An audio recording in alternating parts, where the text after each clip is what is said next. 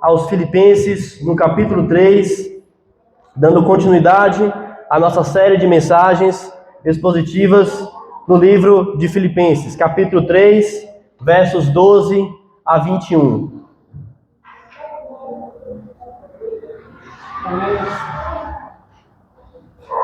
Filipenses 3, 12 a 21. Aqueles que encontraram, se coloquem de pé em reverência à palavra do Senhor.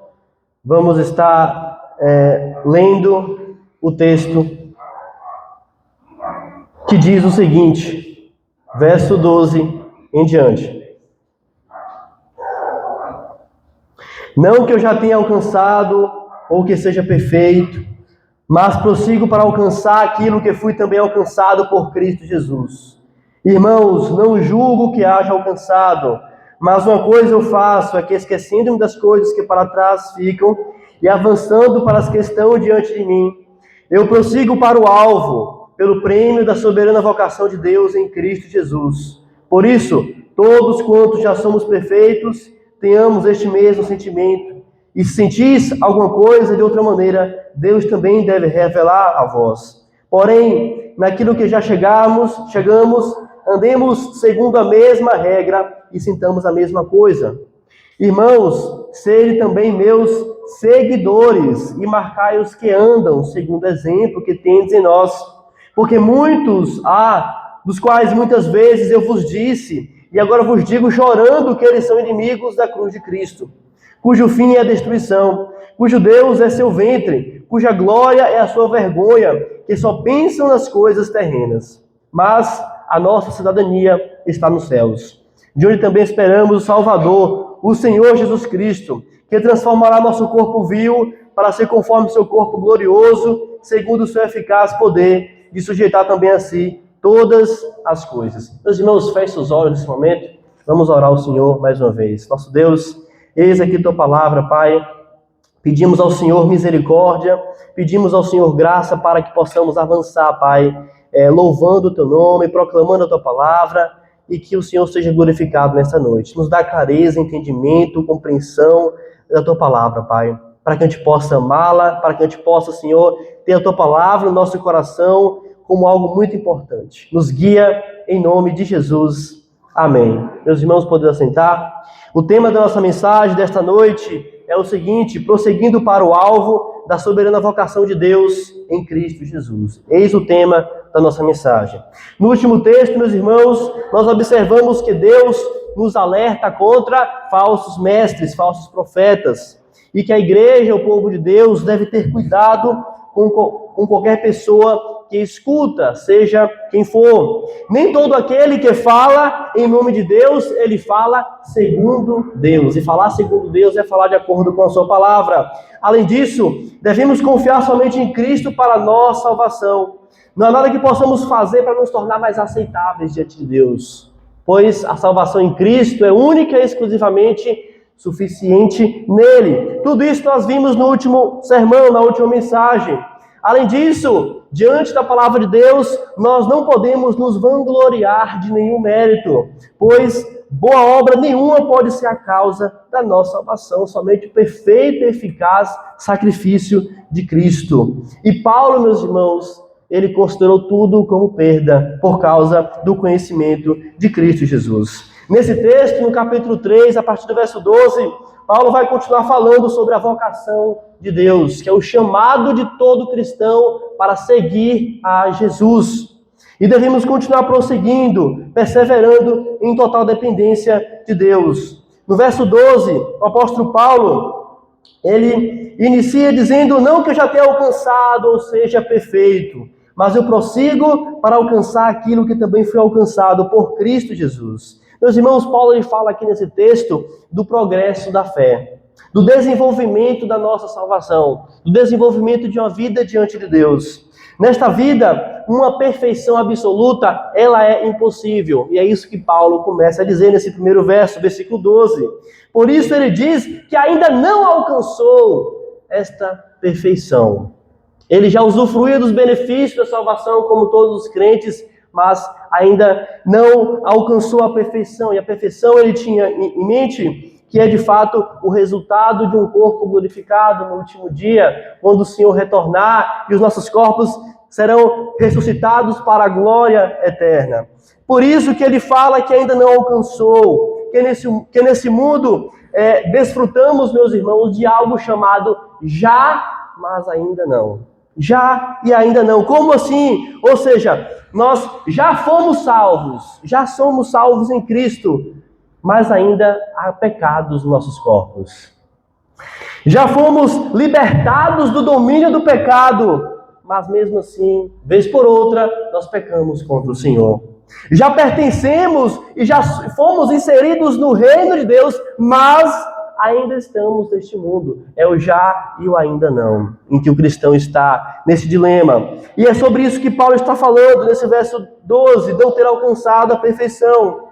No entanto, mesmo não tendo essa perfeição que Paulo fala, ele diz que prossegue em sua jornada de se parecer mais com Cristo, pois Cristo o conquistou na cruz. Olha só o que ele diz na parte B do versículo 12. Para o que também fui alcançado por Cristo Jesus. Meus irmãos, Paulo só conseguia desenvolver a sua vocação, a sua chamada, porque Deus em Cristo primeiro o alcançou. Porque Deus primeiro o chamou. Porque Deus primeiro preparou este caminho para que ele pudesse andar. Então, Cristo o conquistou na cruz e lhe garantiu essa vida incorruptível. Ele abriu o caminho para que Paulo, para que os crentes, eles possam caminhar. Devemos prosseguir desejando e se aperfeiçoando nessa vida, pois Cristo já conquistou para nós os céus, para todos aqueles que estão em Cristo. Em 1 Pedro 5,10, o apóstolo fala: mas o Deus de toda graça, que nos chamou para a sua eterna glória por Cristo Jesus, depois de ter sofrido um pouco, vos aperfeiçoe, confirme, fortifica e estabeleça. Ou seja, meus irmãos, foi Deus quem nos chamou, é Deus quem chama o homem das trevas para a luz. A partir disso, ele deve viver uma vida de desenvolvimento da sua salvação. O sentido do apóstolo Paulo aqui é que, embora ele não tivesse alcançado a linha de chegada, ele continuava avançando em direção ao céu. Ele continuava avançando em direção ao reino celestial. E ele se esforçava para isso. Ele seguia Cristo de perto. Versículo 13, ele continua falando sobre isso, meus irmãos. Ele fala: não julgo o que haja alcançado, mas uma coisa eu faço, é que esquecendo-me das coisas que para trás ficam, avançando para as que estão diante de mim. Embora não tenha alcançado, ele desejava continuar a sua caminhada, buscando se conformar cada vez mais à imagem do Senhor Jesus. E sabe o que é interessante aqui? Que Paulo ele usa uma linguagem aqui, uma analogia a de um atleta em foco. Pois ele fala, uma coisa eu faço, esquecendo-me das coisas que para trás ficam, avançando para as que estão diante de mim. É uma linguagem de alguém que está em uma corrida. E lá na frente vamos ver que os gregos, eles tinham os Jogos Olímpicos e os corredores, eles tentavam alcançar a linha de chegada. E o único foco dos corredores era a linha de chegada. Qualquer distração poderia fazer com que eles pudessem se perder ou atrasar a sua chegada até a linha de chegada e não receber o prêmio. Então, Paulo vai usar aqui a linguagem de um atleta em foco. Ele está focado no reino de Deus. As distrações não vão impedi-lo de alcançar isso. E, meus irmãos, trazendo para a nossa vida cristã, existem muitas distrações que tiram o foco do povo de Deus. Existem muitas coisas que devemos tomar cuidado. As distrações, muitas vezes, são as coisas que nos levam ao pecado. Davi, por exemplo, quando pecou, quando cometeu adultério, era a época dele ir para a guerra, ele não foi, estava com o tempo ocioso, com distrações. E o pecado estava à porta. Mas Paulo fala, esquecendo-me das coisas que para trás ficam. Paulo lança tudo fora, suas boas obras, ele lançou fora sua alta cultura, seus méritos, ele também lança seus pecados, seja na juventude, seja nos seus pecados atuais, e ele deposita sua plena confiança em Cristo para a sua salvação. É o que todo homem precisa para ser salvo, depositar sua plena confiança em Cristo. Tudo isso deve ficar para trás, devemos viver em novidade de vida. E o que Paulo quer dizer é que o cristão vive uma vida transformada, e essa vida transformada deve ser um exercício contínuo de olhar para o alvo, que é Cristo Jesus. E é por isso que ele fala, avançando para as que estão diante de mim. Meus irmãos, não olhem para o lado, não olhem para trás, não olhem para a direita, não olhem para a esquerda, prossigam para o alvo. Tenham em mente a cidade celestial. É o que Paulo está falando, avançando para o que está diante dele. O que é que está diante dele? É a justiça, é a santidade, é aperfeiçoando a nossa jornada diante do Senhor. Ele não deseja ter distrações, pois as distrações nos fazem perder o foco. Meus irmãos, quando estamos focados em alguma coisa, quando nós empenhamos o nosso trabalho, toda a nossa diligência para desenvolver alguma coisa, toda distração vai fazer o quê? Nos atrasar, impedir os resultados ou mesmo tornar infrutífero o nosso trabalho. Portanto, na vida cristã é bem semelhante. As distrações nos impedem de ser mais santos. As distrações da nossa caminhada cristã nos impedem de desenvolver uma vida de santidade plena diante do Senhor. Nos impede de conhecer mais a Deus. Nos impede de servi-lo mais. E quantas distrações não temos hoje em dia? Tempo perdido com coisas que não têm fruto, ociosidade. Mas o povo de Deus é chamado a avançar para as coisas que estão diante de nós. A metáfora do apóstolo Paulo é tirada dos corredores em uma corrida, que não param para olhar para trás e ver o caminho percorrido e a distância até os outros, mas eles olham, seguem em frente, correndo o máximo possível, com toda a sua força, com o alvo em mente. É isso que o apóstolo Paulo está dizendo para nós hoje, que devemos correr olhando para o alvo, que é o Senhor Jesus. Não perder o foco nisso. Os gregos, eles valorizavam o esporte e a performance física. O vencedor das corridas gregas nos Jogos Olímpicos, eles recebiam o prêmio quando cruzava a linha branca, e era honrado muito por isso. E no versículo 14, Paulo vai usar uma linguagem similar. Ele fala, eu prossigo para o alvo, pelo prêmio da soberana vocação de Deus em Cristo Jesus. Paulo, nesse verso, está falando de uma analogia. O prêmio aqui é a glória da salvação e a consumação de todas as coisas. Tudo isso nos foi dado graciosamente por meio de Cristo. E esse texto, meus irmãos, não deve ser entendido, como alguns supõem, que o cristão ele vai lutar para ganhar a salvação com seus próprios méritos. Pois, em primeiro lugar, nós temos diante desse texto algo definido, que foi Cristo quem garantiu já a vitória. Foi Ele que nos colocou nesta corrida. Então não foi mérito nosso. Mas sabe o que é a nossa responsabilidade? É prosseguir caminhando, olhando para Ele.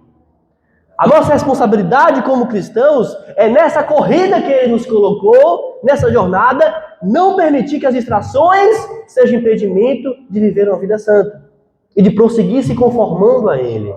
Portanto, o prêmio que Paulo fala é essa gloriosa consumação da salvação. Esse é o prêmio, a coroa da vida, uma vida sem corrupção, uma vida sem pecado, onde estaremos eternamente com o Senhor. Mas sabe o que é interessante? Que hoje em dia se fala pouco do céu.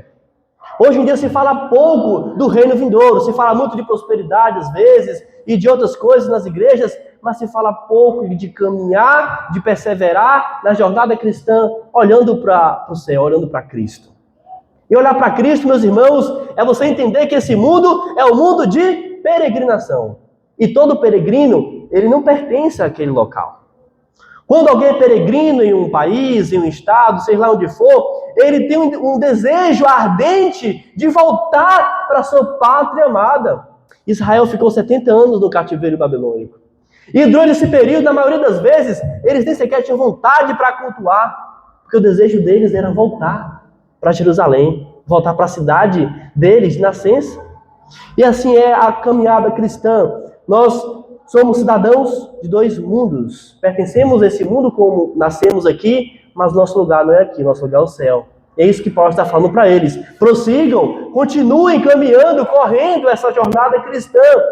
Apocalipse 3, 21 diz: ao que vencer, permitirei que esse assente comigo em meu trono, assim como também eu venci e estou assentado com meu Pai em seu trono. E o céu, meus irmãos, é o que Paulo tem em mente como alvo. É aquilo que todo cristão deve ter seus olhos fixos. Assim como o arqueiro tem um olho fixo no alvo que pretende atingir, nós também devemos ter nossos olhos fixos no alvo e a soberana vocação de Deus em Cristo. É interessante, quem aqui já leu o livro do John Bunyan, chamado O Peregrino? Eu aconselho que leia, um livro maravilhoso. O Peregrino, o nome do livro. O peregrino é chamado de cristão, é o personagem. E o peregrino, o personagem do livro, ele avança rumo à cidade celestial. Ele está na cidade da destruição, ele percebe que a cidade será destruída por conta dos pecados, e o desejo dele é alcançar a cidade celestial. Então sai peregrino com a mochila nas costas, simbolizando os seus pecados, a sua escravidão ao pecado, e ele continua avançando rumo à cidade celestial. Ele consegue vislumbrar lá longe essa cidade.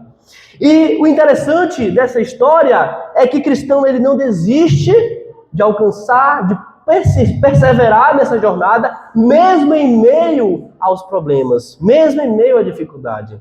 Isso, meus irmãos, é uma analogia da vida cristã. O cristão é um peregrino que olha para a cidade celestial e vai caminhando rumo a ela. E no livro, a citação diz o seguinte: então vi em meu sonho que cristão prosseguia em seu caminho, tendo os olhos voltados para a cidade celestial, sem desistir, apesar das dificuldades que encontrava pelo caminho. Então o cristão, ele prosseguia apesar dos problemas. Ele continuava apesar do sofrimento. Ele tinha os olhos voltados para a cidade celestial, mesmo em meio às maiores tentações e distrações que apareciam pelo caminho. Assim, meus irmãos, devemos prosseguir em nossa peregrinação, em nossa corrida rumo à cidade celestial, com os olhos fixos em Cristo, pois esse foi o caminho que Ele abriu, que Ele garantiu para que possamos trilhar, para que no final pudéssemos encontrá-lo, Ele, o autor e consumador da nossa fé. A partir dos versos 15 em diante, Paulo vai estimular os crentes a perseverar nesse propósito. Olha só o que ele diz: por isso, todos quantos já somos perfeitos, tenhamos este mesmo sentimento. E se sentisse alguma coisa de outra maneira, Deus também deve revelar ainda para vocês. Paulo estimula eles aqui a caminhar naquilo que ele já falou, que é prosseguindo para esse alvo, para essa vocação. Portanto, meus irmãos, tem algumas lições importantes dentro desse texto aqui. Em primeiro lugar, todos os crentes devem fazer isso. É o ponto em comum que todos temos, que é o Senhor Jesus. É tudo do cristão. Cristo é tudo que nós temos. Na última mensagem, nós enfatizamos aqui a suficiência de Cristo para a nossa salvação. E Ele é suficiente. Se agarre a Cristo. Ele é o verdadeiro Cordeiro de Deus que pode salvar o seu povo dos seus pecados. O segundo ponto é que devemos caminhar no mesmo pensamento e sentimento. Devemos fazer do céu o nosso fim, aquilo para o qual fomos conquistados, e seguir essa carreira que está diante de nós. Meus irmãos, quando a igreja, quando o povo de Deus perde o objetivo da sua chamada, o objetivo da sua vocação, que é a cidade celestial, que é o céu, nós nos tornamos materialistas. E sabe o que é um cristão materialista? É que tudo para ele é o material, tudo para ele é esse mundo. E ele vive tão contente, tão satisfeito com esse mundo, que ele não sente nenhum desejo do céu. Mas que isso não venha estar no nosso meio. Que venhamos nos agarrar naquilo para o qual fomos conquistados. Toda a cristandade está unida nesse propósito de seguir firme a corrida cristã. E não podemos permitir, meus irmãos, que as pequenas divergências que temos venham ofuscar isso. É por isso que Paulo vai alertar no versículo 16 o seguinte: porém, naquilo que já chegamos, andemos segundo a mesma regra, sintamos a mesma coisa. No versículo anterior ele falou: se vocês sentem outra coisa, Deus vos esclarecerá. O que Paulo está querendo dizer é que devemos seguir unidos em um único propósito. E que as pequenas coisas que surgem no meio de nós, pequenas discussões, não devem nos separar, não devem nos desunir, mas que andemos nas grandes coisas, nos grandes fundamentos que nos unem, que é a nossa caminhada cristã, que é a nossa jornada. E por que Paulo fala isso? Qual o propósito dele a falar que devemos andar unidos e ter cuidado com as pequenas divergências? Porque havia muitos falsos mestres na igreja. Havia muitos falsos profetas. Havia muitos inimigos da cruz. É o que ele vai falar a partir do verso 17 a 19. Os inimigos da cruz e o andar segundo Jesus. Olha só o que o apóstolo fala no verso 17. Irmãos, sede também meus seguidores. Marcai os que andam segundo o exemplo que tendes em nós. Olha só, verso 18. Porque muitos há, dos quais muitas vezes eu vos disse, e agora eu vos digo até chorando, que eles são inimigos da cruz de Cristo. Paulo chama todo servo do Senhor, meus irmãos, a imitar a Cristo. É o primeiro ponto do verso 17. Observando o seu exemplo, Paulo ele seguia o exemplo de Cristo, sua vida era para o reino, Cristo era a sua glória. O nosso estilo de vida, meus irmãos, deve ser segundo o padrão do nosso mestre. É o que aprendemos no primeiro ponto desse versículo 17. Os discípulos do Senhor Jesus devem crescer em graça e em santidade diante dele, buscando se conformar à sua imagem. O nosso estilo de vida vai ser a Bíblia que o mundo lê. Em 1 Coríntios 10, 32, Paulo disse assim: não vos torneis ofensa aos judeus, nem aos gentios, nem à igreja de Deus. Então, o andar do cristão deve ser um andar incorruptível, deve ser um andar em santidade. Paulo chama todos os seus discípulos a serem os seus seguidores. Eles deveriam seguir a Paulo e imitar a Paulo na medida que Paulo imitava a Cristo. O objetivo de Paulo não era que ele se colocasse como um padrão, mas que Cristo fosse o padrão. E muitas vezes nós vamos imitar aqueles que imitam a Cristo melhor do que nós. Fazendo isso, tendo Cristo como nosso padrão. Então, devemos olhar para aqueles como, por exemplo, o apóstolo Paulo, que imitou a Cristo melhor do que nós, e andar segundo essa imitação.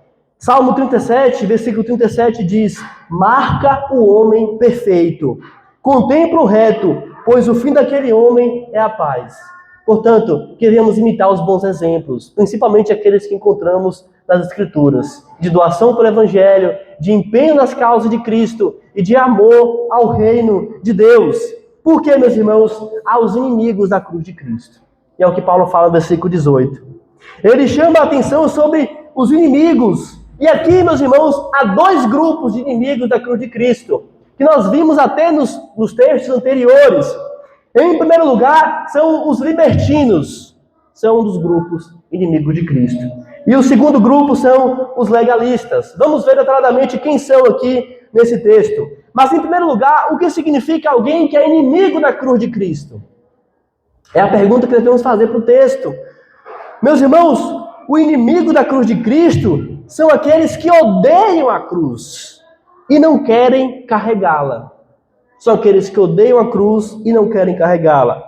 Eles não estão satisfeitos com a cruz, nem com tudo que o Senhor realizou. E eles se tornam inimigos dessa fé. Eles negam a cruz, eles não querem carregá-la. Eles não querem se comprometer com ela. Paulo falou deles, advertindo a igreja em choro. Ele diz: em lágrimas eu estou advertindo a vocês. Até chorando eu falo para vocês. Pois Paulo sabia que o destino dessas almas, que era a perdição, eles estavam apenas interessados nas coisas voltadas para o seu próprio interesse. E são eles os libertinos, é o primeiro grupo. É o que o texto fala. Que o Deus deles é o ventre, versículo 19. Cujo fim é a destruição, cujo Deus é o seu ventre, cuja glória é a sua vergonha, que só pensa nas coisas terrenas. Aqui estão os libertinos. Eram aqueles, meus irmãos, que são chamados homens sem lei, é aqueles que não gostam das leis. Eles vivem desregradamente, sem lei nenhuma. Para eles, Deus não deu mandamento nenhum. Olha só o que o texto fala. O Deus deles é o ventre. Por que Paulo fala isso? Porque eles viviam apenas em prazeres, em glutonarias, em imoralidades, em tudo que pudesse satisfazer a sua carne, os seus apetites, os seus interesses. Eles eram apenas crentes nominais. Sabe o que é um crente nominal? É aquele que se diz crente, mas ele não tem vivência cristã nenhuma. Ele não tem comprometimento nenhum com o reino de Deus. Sabe que a gente vive essa tendência hoje? De pessoas que se dizem evangélicas, mas suas vidas são totalmente opostas à fé. Para responder à lacuna se ela tem alguma religião, se ela tem alguma crença, ela diz, eu sou evangélica, mas ela não vai nem à igreja. Ela não tem comprometimento nenhum, ela não tem sinceridade. Antigamente, se falava até de católicos não praticantes. Alguém já ouviu essa expressão? Hoje se fala de evangélicos não praticantes. Meus irmãos, isso é terrível. A Bíblia chama isso de inimigo da cruz. É aqueles que não têm comprometimento, que não querem carregá-la. Eles não têm interesse, eles não mortificam seus pecados, eles não servem nas suas igrejas, eles não assumem compromissos sérios. São os crentes nominais, parecido com os libertinos, pois o Deus deles é o seu próprio ventre. E tem outro grupo também, que é os legalistas. Os legalistas são aqueles extremamente religiosos. Eles querem se salvar pelas suas boas obras. Aqui dentro dessa igreja de Filipenses, lá da época, havia os judaizantes. São os legalistas da época. Paulo já os condenou nos versos anteriores. Esses homens também são chamados de inimigos da cruz, pois Cristo para eles não era suficiente. E por Cristo não ser suficiente, eles não queriam carregar a cruz. Eles detestavam a cruz. Ao invés de carregarem a cruz para a sua salvação, eles confiavam em si mesmos. Eles confiavam na sua justiça própria, na sua capacidade de querer impor isso aos outros. Eles falavam, Cristo é suficiente. Não, você tem também que cumprir a lei, você tem que se circuncidar. Eles estavam tentando impor isso para os crentes, para os gentios dessa igreja. E isso é absurdo, meus irmãos, pois toda tentativa de salvação que não seja única e exclusivamente em Cristo é um legalismo. É a imposição de algo. E isso não está de acordo com a Escritura. Ainda no verso 19, fica claro que eles servem a outro Deus e não o Senhor Jesus. Eles seguem o seu ventre, tanto os libertinos quanto os legalistas. Eles são voltados para si mesmos. Eles só pensam nas coisas que lhes agradam, nas coisas materiais. Seu pensamento é completamente mundano, secular. E eles estão tão confortáveis neste mundo que eles não querem o céu. Eles querem ganhar o mundo inteiro primeiro e se empenham nisso rapidamente. Mas quando se fala de agarrar a cruz, eles são, portanto, inimigos da cruz de Cristo. É por isso que Paulo está falando, meus irmãos, prossigam na soberana vocação. Prossigam olhando para o alvo. Há muitos inimigos da cruz de Cristo. Não permitam que essas distrações venham impedir de vocês desenvolverem uma vida de santidade. E é o que nós chegamos nos últimos versos, verso 20 e 21. O nosso alvo, a cidade celestial. Paulo fala, mas a nossa cidadania está nos céus, de onde também esperamos o Salvador, o Senhor Jesus Cristo. Paulo, ele inicia o verso 20 com uma conjunção explicativa. Ele fala, mas, portanto, pois. Ele agora vai trazer luz e nos mostrar com clareza qual deve ser nosso alvo, o nosso objetivo, a nossa caminhada. Ele diz, a nossa cidade está nos céus. A nossa verdadeira pátria está no céu. É um reino onde não há corrupção, onde não há pecado, onde não há dor, onde não há sofrimento. É o lugar que fomos chamados a viver para sempre e é a nossa verdadeira cidadania. E, meus irmãos, lá teremos plena liberdade e não mais teremos este corpo de pecado. Paulo quer que ele se lembre de tudo isso. Paulo deseja que isso fique fixo nos seus corações. Em Hebreus 11:10 diz, essa cidade tem fundamentos, do qual o seu arquiteto e construtor é Deus. Imagine uma cidade onde Deus é o arquiteto e o construtor, onde não há corrupção. Somos atletas correndo uma caminhada cristã. Não podemos perder o foco, nem se distrair inutilmente, nem se desleixar. Atletas, meus irmãos, e corredores, eles se portam, eles se cuidam, eles se esforçam. Eles têm comprometimento na sua caminhada. E aqui nós temos Cristo que garantiu já o nosso lugar, que abriu o caminho e nos chama para trilhar essa jornada. É por isso que ele fala: esperamos o Salvador, o Senhor Jesus Cristo. Sabe o que Paulo está querendo dizer aqui? Paulo está dizendo: Cristo é do céu e nós também. Ele está dizendo isso. Cristo é do céu, vocês também. Cristo veio a este mundo, padeceu por nós e nos conquistou o direito de sermos filhos de Deus. Não que pudéssemos fazer isso sozinhos, que nós não podemos, mas Ele garantiu o caminho. E Paulo quer que eles olhem para isso. Jesus disse em João 14:2, na casa de meu Pai há muitas moradas.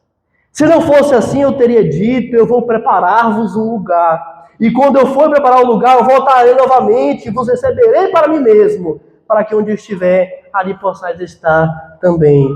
O Senhor Jesus, meus irmãos, deseja que venhamos viver na perspectiva do céu.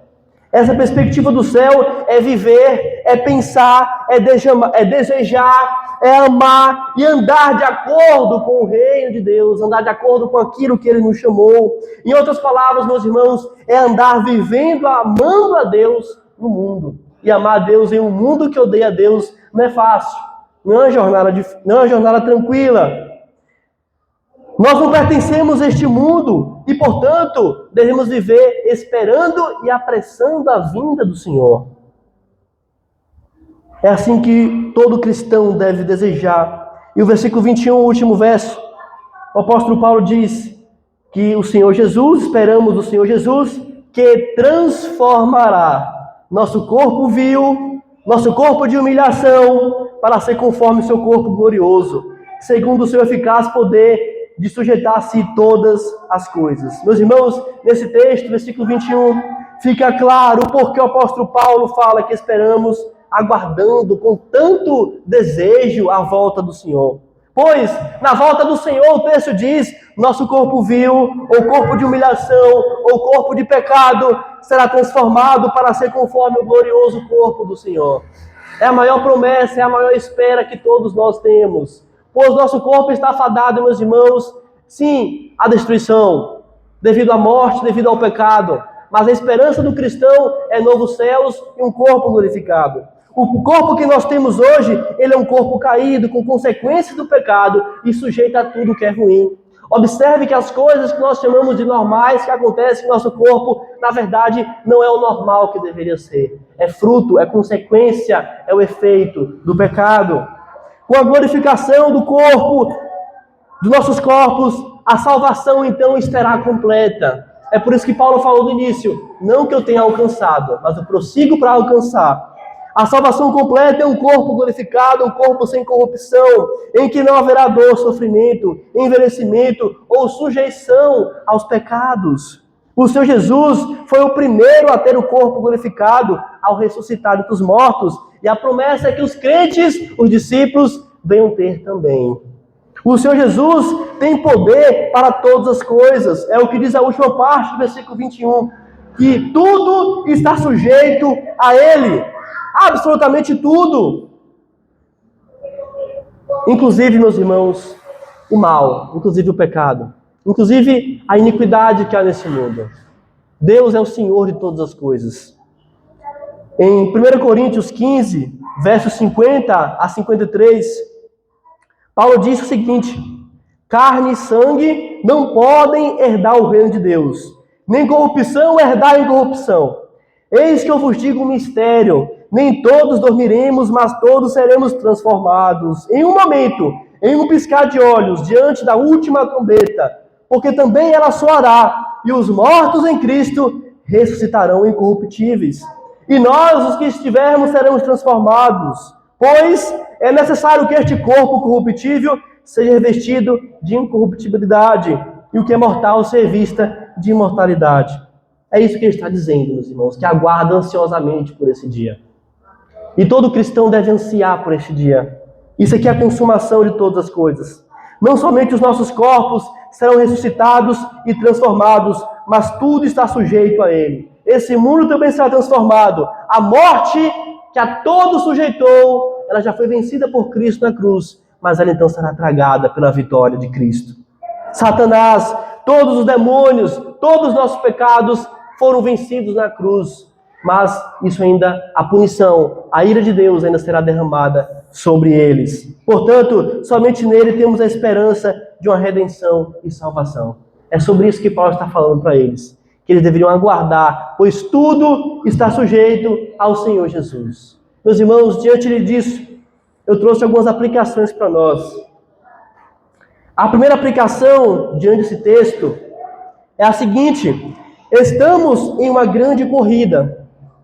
O Senhor garantiu nossa vitória e abriu o caminho. E essa é a jornada cristã. Essa jornada foi aberta pelo Senhor. A vitória está garantida, mas nós estamos trilhando ela. E muitas coisas que estão sob a nossa responsabilidade, principalmente desenvolver nossa salvação diante do Senhor, as distrações podem impedir isso. As distrações podem fazer que essas coisas sejam ofuscadas. A segunda aplicação é, nessa caminhada há muitas e muitas distrações. Devemos continuar seguindo, olhando para frente, olhando para Cristo. Não permitir que essas distrações venham de alguma forma, permitir que o nosso coração esteja apegado a este mundo. A terceira aplicação, as distrações da caminhada, elas roubam o nosso tempo. Elas nos atrasam, elas nos confundem. Portanto, devemos ter cuidado com elas. E a última aplicação, meus irmãos, devemos caminhar e se portar como bons cidadãos do céu, pois um dia seremos transformados e moraremos eternamente com o Senhor. A vida presente é um treinamento para a vida futura. A nossa caminhada cristã é uma preparação para o mundo vindouro. Enquanto estamos amando o Senhor no mundo, estamos já treinando, estamos já nos preparando para este dia, este reino de glória, de incorruptibilidade, em que o pecado não mais nos afetará. Portanto, caminhemos, meus irmãos, olhando para o autor e consumador da nossa fé. O pregador Martyn Lloyd-Jones, ele disse uma frase interessante. Ele falou: a vida cristã é uma corrida, não um passeio. Não há descanso enquanto não alcançarmos o prêmio. Meus irmãos, não pensem que a nossa vida cristã será um passeio, será uma distração, será um divertimento. Ela é uma caminhada, por vezes uma caminhada árdua, difícil, mas em primeiro lugar o Senhor garante a nossa vitória, podemos ter certeza. Andamos com Ele. Ele nos deu o seu Espírito Santo, nosso auxiliador. E a nossa responsabilidade é olhar para a cidade celestial. Andar caminhando rumo a este prêmio, esperando ultrapassar a linha de chegada e, por fim, receber o prêmio da glória do Senhor. Que Deus em Cristo aplique essa palavra nos nossos corações. Que o nosso coração venha desejar ardentemente o céu, desejar a Cristo de uma forma profunda, pois Cristo, meus irmãos, é o amado das nossas almas. O Senhor Jesus é quem conquistou a igreja. E nós estamos nessa noite aqui porque Ele permitiu, porque Ele decretou, porque Ele nos concedeu esta ocasião. Amém? Eu gostaria de orar pela sua vida. Se coloque de pé neste momento. Vamos orar mais uma vez. Feche seus olhos. Pense neste momento em tudo aquilo que pode ser uma distração e que tem sido na sua caminhada. Tudo aquilo que porventura tem distraído a sua jornada. As pequenas distrações, as pequenas coisas que, ao invés de aproximar você do Senhor, têm dificultado a sua caminhada, a sua santificação. Jogue diante do Senhor, peça misericórdia nesse momento. E eu vou orar pela sua vida. Meu Deus, eis aqui tua igreja, Pai, mais uma vez reunida. A tua palavra, Senhor, sendo explicada. o alimento do céu sendo dado para nós essa noite. Obrigado, Senhor. Meu Deus, seja propício a nós. Tenha misericórdia, ó Deus, das nossas vidas. Eis aqui teus filhos, Pai. Nós desejamos, Senhor, caminhar rumo à cidade celestial, conforme o Senhor mesmo determinou, conforme o Senhor permitiu e abriu este caminho para nós, pois a nossa salvação é uma garantia do Senhor. Queremos, Pai, nesse momento, pedir que o Senhor venha tirar todas as distrações, Pai. Tudo aquilo que porventura venha impedir o teu povo de frutificar, de avançar e de glorificar o teu nome neste mundo, ó Deus. Ah, meu Senhor, seja propício a nós, seja propício a tua igreja, Pai. Repreende, Pai, tudo aquilo que vem distrair o nosso foco em Cristo. E que a gente venha, Senhor, ter desejo por Deus, ter desejo por Cristo e continuar amando o Senhor neste mundo, Pai. Nos alegramos em Ti, pedimos perdão por nossos pecados e nos sustenta, Senhor, em Tua presença. Em nome de Jesus. Amém. Graças a Deus. Louvado seja Deus. Meus irmãos, nós podemos assentar.